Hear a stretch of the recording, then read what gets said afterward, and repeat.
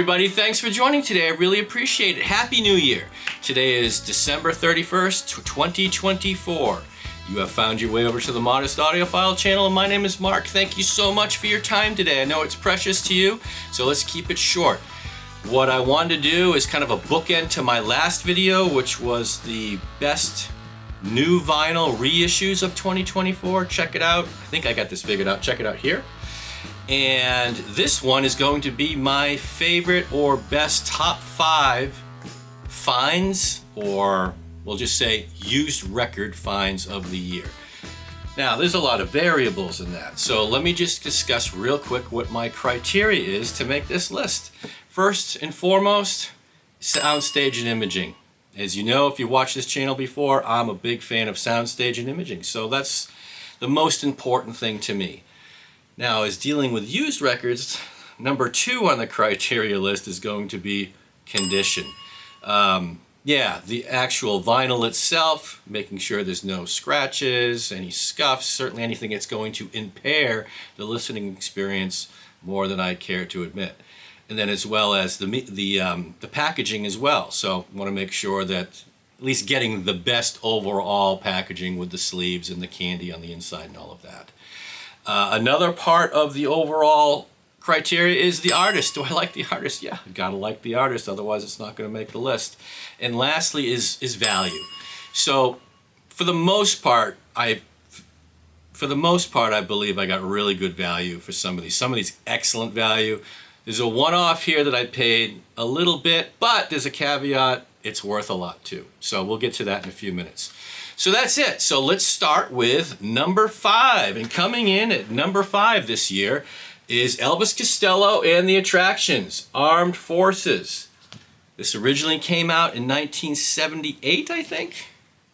Yep, 78. This is a pressing from 1984. It is the first repress. And just as a side note, there's a couple other albums that I got from Elvis Costello from 1978. I think he did 3 or 4 that year. I own 2 of them. And I noticed that both the copies that I have are from the first repress of 1984. So my hunch is, and I haven't done the look on Wiki or anything there, but my hunch is that after Elvis really hit it big after his couple first albums or so, by the time the 80s came around, they wanted to capitalize on his popularity, and they reissued a couple of his older albums from 1978. That's the story I'm going with anyway. Anyway, a little bit more about this album. Like I stated, this one was the first re-release of 1984. Couple of the nice tracks on here. Side 1, you got Accidents Will Happen, great song. 2 songs later, Oliver's Army, another great song. And then the last song on the album as well, What's So Funny About Peace, Love, and Understanding? Oh, one of my favorite all-time Elvis songs. Great. Great song. Nick Lowe was the producer on this. And he was a producer on a good majority of his records as well. Certainly the ones that I have. All right, what else about this album? Well, I paid $12 for this thing. I'll try to throw the picture up here from Discogs. I think the low end of this is $5, and these are all prices over the last 28 days or so. I think that's how Discogs works. So the low end was $5, the high end was $15, and the median price is $9. So $12, I picked this up, I put it in the Humming Guru, did a nice sonic clean on it after I took the dust off with a couple dry cleanings. This thing was a gem for $12. Soundstage was nice, kind of forward, wide enough, had a little bit of depth in it. Really enjoyable record to listen to. There were no skips, pops. I really got lucky with this particular find. There's a ton of them out there. If you are an Elvis Costello fan, you're going to be able to find this. Certainly you're going to be able to find a bunch from the 1984 pressing. And this one in particular is the Pit pressing, if I'm not mistaken. So that's number 5. Really, really good. The other songs I'll say, I've always been a fan of Elvis Costello. You know, the hits, right? I've got a lot of compilations on CD that I picked up along the way. But I never owned any vinyl. Certainly never owned original records from Elvis, maybe outside of Spike. I did get Spike on CD when I was much younger. But what I like about going out and finding these things is that for 12 bucks, 3/4 of the songs on this album were brand new to me, or I vaguely heard before. And the most exciting part is putting them on a modestly priced hi-fi system. It sounds fantastic. It was like going back in the past and reliving some moments. Absolutely fantastic. I have another one from 1978 that I'll probably do a quick Elvis video of in the coming weeks and go through that as well. So that's number 5. Elvis Costello and the Attractions Armed Forces. Good stuff. And coming in at number 4 is the Grateful Dead's Blues for Allah. This particular one is a 2011 reissue by Audio-Fidelity. Never heard of Audio-Fidelity. A little bit of story when I picked this up. So originally, this album came out in 1975. This one here is an Audio-Fidelity, and I have the number edition of number 626 right there. Didn't know it when I purchased it. In fact, it was a I was in the used record store, had a couple other ones in my hands. Saw this when it just come in from a collection that the owner bought. I didn't even really look at it. I just grabbed it. He goes, it's a real good condition, so I grabbed it. Didn't know what I was paying for it. In this case, when I went up to the register, saw what I paid for it, this one was $40.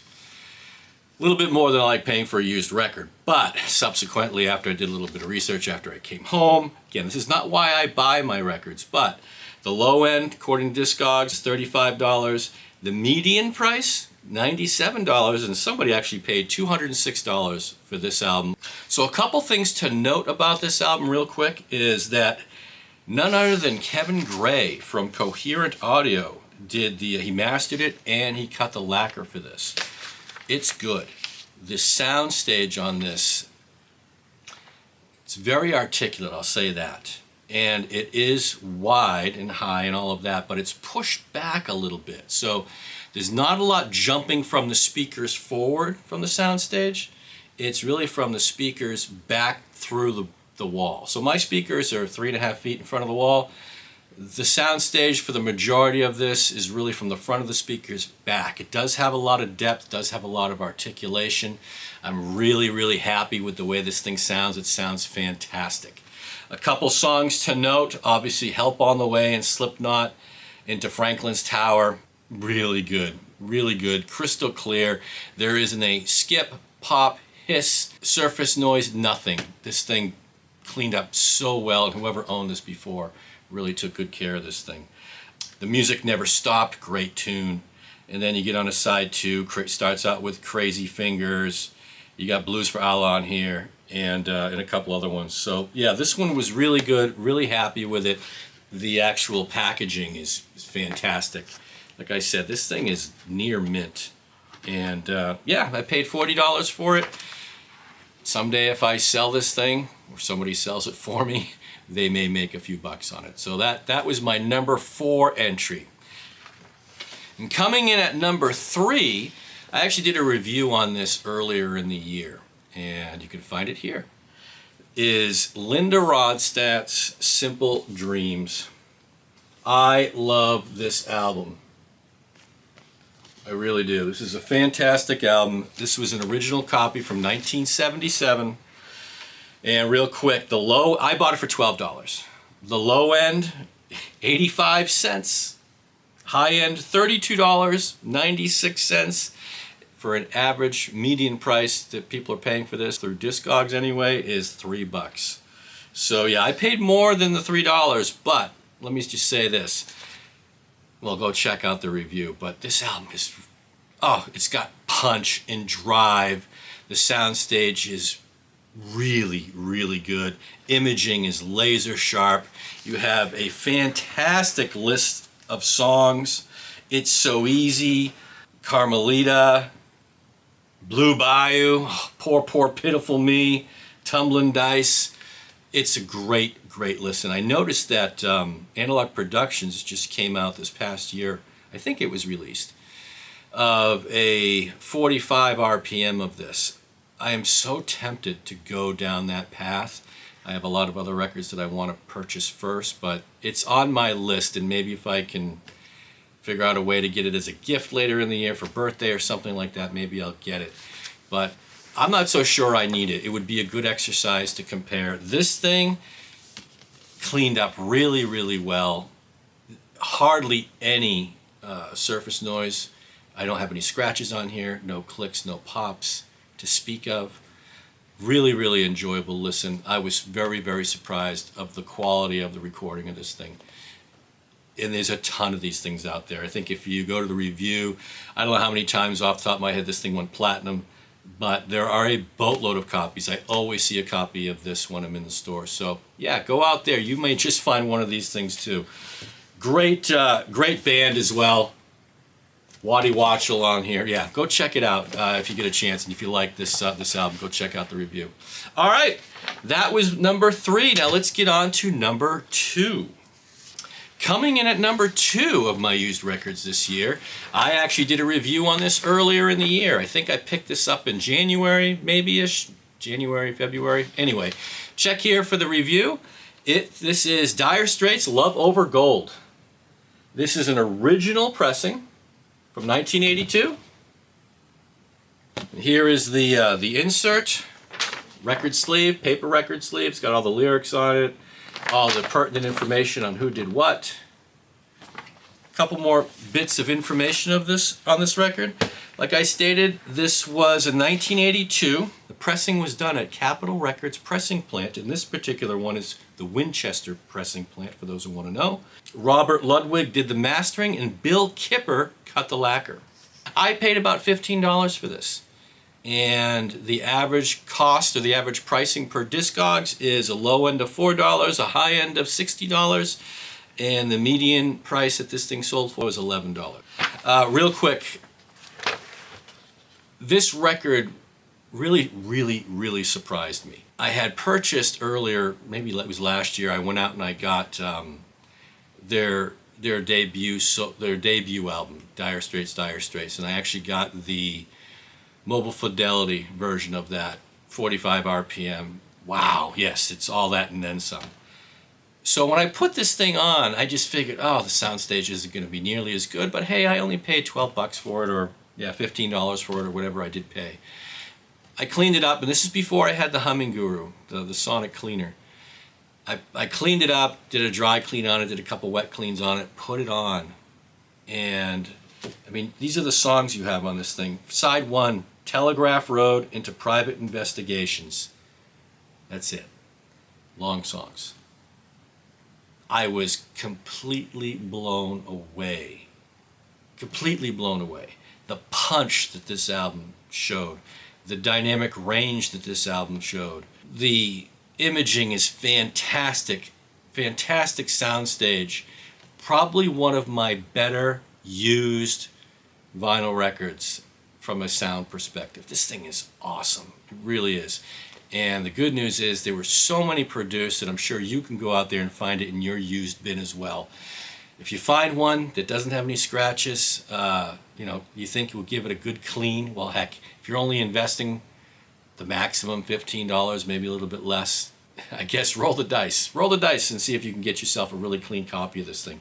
Because it is so good that I'm not so sure I want to get the Mobile Fidelity 45 RPM. In fact, it is so down my list of priorities right now because this thing is so, so good.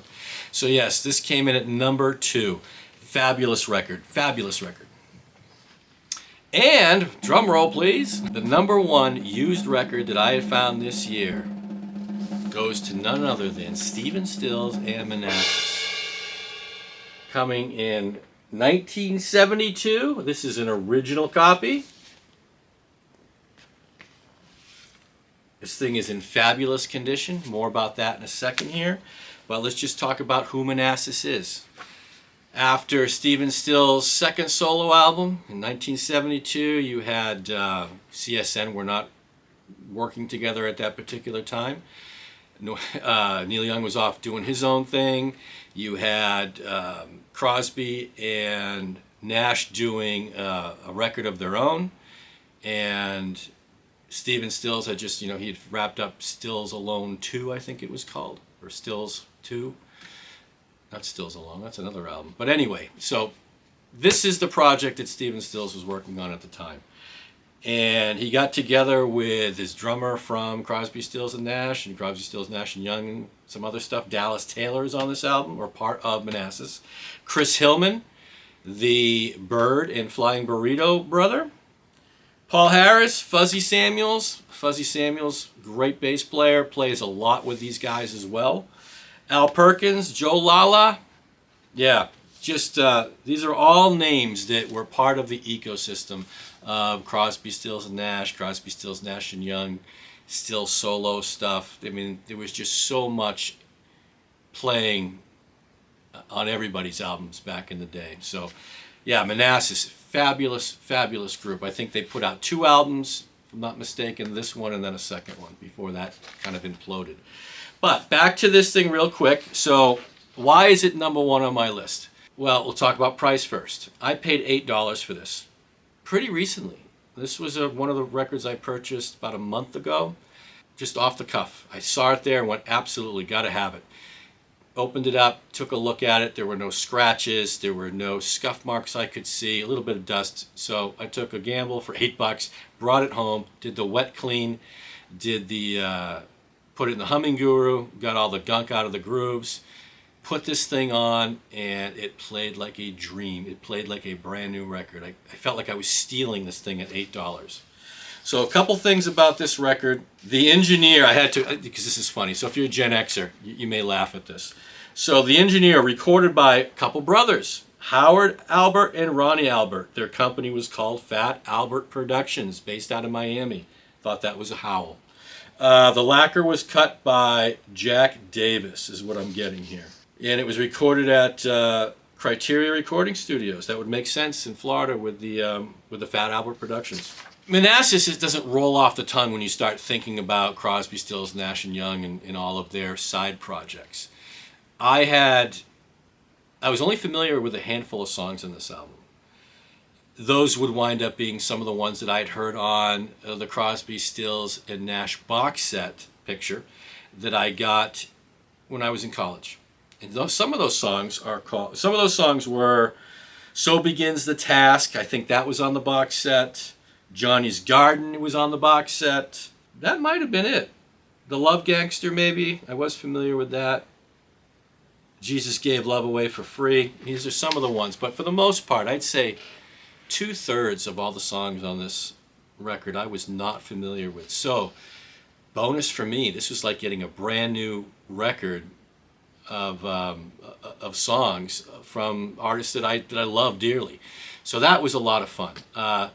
Now, to the most important part, soundstage and imaging.